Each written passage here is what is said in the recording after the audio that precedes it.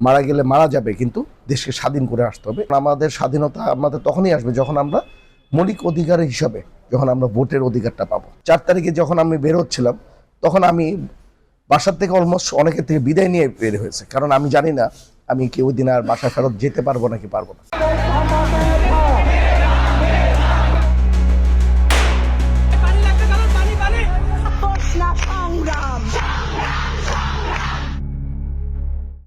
জুলাইয়ের যে আন্দোলনটা, এটি আমি বলবো যে বাংলাদেশের জন্য এই এরকম একটা আন্দোলনের জন্য বাংলাদেশের প্রতিটি নাগরিক 17 বছর ধরে অপেক্ষা করছিলাম বলবো।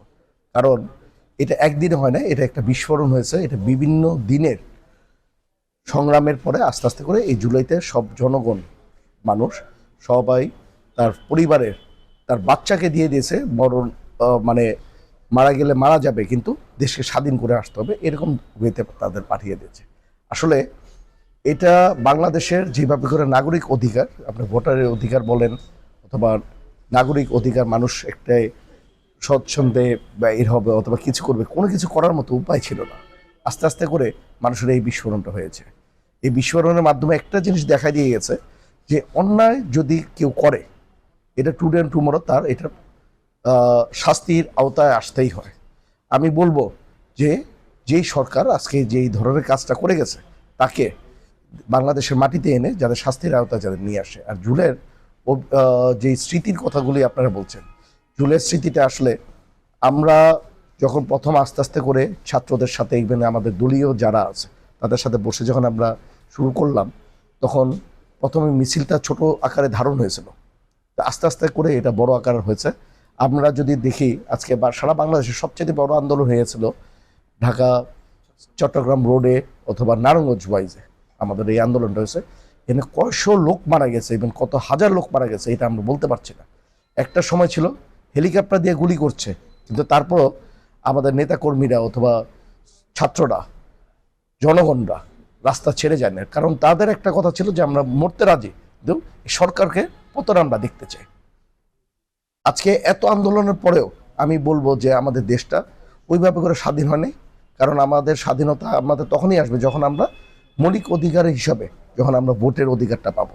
আমাদের তখন ভিপিএনের মাধ্যমে আমরা ওই প্ল্যাটফর্মগুলি আমরা ব্যবহার করেছি। তাদেরকে একটা টাইমিং দিতাম যে এতটা সময় আমরা সবাই একটা এই স্পটে থাকবো, এই স্পটের থেকে আমরা এইভাবে করে মিছিল করব। আমাদের ওই প্ল্যাটফর্মগুলি আমাদের আসলে অনেক বড় একটা কাজে দিয়েছিল, যে এটাতে আমি বলবো আমাদের দলীয় ছেলেপেলেরা যারা আছে, দলীয় নেতাকর্মীরা আসছে, প্লাস হলো স্টুডেন্টরাও তখন আমাদের সাথে, ইভেন বিভিন্ন মাদ্রাসার স্টুডেন্টরাও, ইভেন কলেজের ছাত্ররা, ছাত্রীরা, ইভেন নাগরিক, আমি বলবো হলো সুনাগরিক, যারা যারা সচেতন নাগরিক, তারাও আমাদের সাথে ওই প্ল্যাটফর্মের মাধ্যমে ঢুকে গিয়েছিল। এবং তারা ঢুকে তারা দেখা যাচ্ছিল যখন অল্প সংখ্যক মানুষ যখন যাচ্ছে, তখন আমাদেরকে দেখে আবার উৎসাহ বেড়ে আরও অনেক মানুষজন আস্তে আস্তে করে এভাবে করে চলে আসতেছিল। যারা আমাদের আন্দোলনে ছিল, ইভেন এই আন্দোলনে থেকে অনেকে আহত হয়েছেন, অনেকে নিহত হয়েছেন, তাদের সাথে আমাদের দেশনায়ক তারেক রহমান সাহেবের একটি কথা, যে আমাদের দলীয় যারা আছে আমরা যাতে সবসময় ওদের সাথে যাতে থাকি, ওদের সাথে থেকে যাতে তাদের যে নিহত হয়েছে তাকে তো আর আমরা ফেরত আনতে পারবো না, অন্তত তাদের পরিবারকে যতটুকু পারে আমরা, দেখেন আপনি ঈদের সময় বলেন বিভিন্ন সহযোগিতা করেছি। ইভেন তাদের আমরা চেষ্টা করছি যে আমরা দলীয় ওয়েতে একটা এরকম করার জন্য, তাদের জন্য একটা ফান্ড ক্রিয়েট করার জন্য, যাতে সারা বছর যাতে তারা কিছু না কিছু যাতে তাদের পরিবারকে চলার জন্য যতটুকু দরকার আমরা মোটামুটি একটা সহযোগিতা করার জন্য চেষ্টা করছি।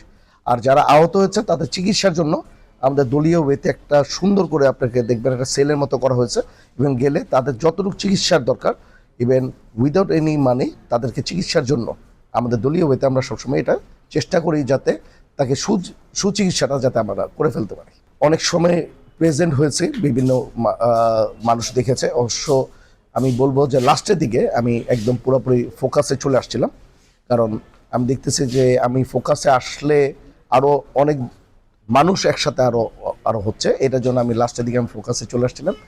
যেমন যেদিন আমি বলবো 5 তারিখে তো দেশ স্বাধীন হয়েছে, যেটা 4 তারিখের কথা। 4 তারিখে যখন আমি বের হচ্ছিলাম, তখন আমি বাসার থেকে অলমোস্ট অনেকের থেকে বিদায় নিয়ে বের হয়েছে, কারণ আমি জানি না আমি কি ওই দিন আর বাসায় ফেরত যেতে পারবো নাকি পারবো না।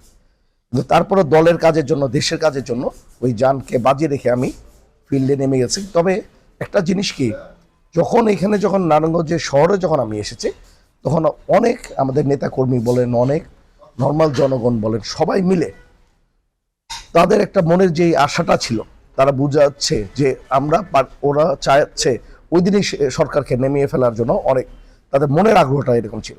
ইভেন সবার এত বড় ক্ষোভ ছিল যে এই ক্ষোভটা বহিঃপ্রকাশটা দেখেই কিন্তু 5 তারিখে শেখ হাসিনা এই দেশ ছেড়ে ভেঙে গেছে।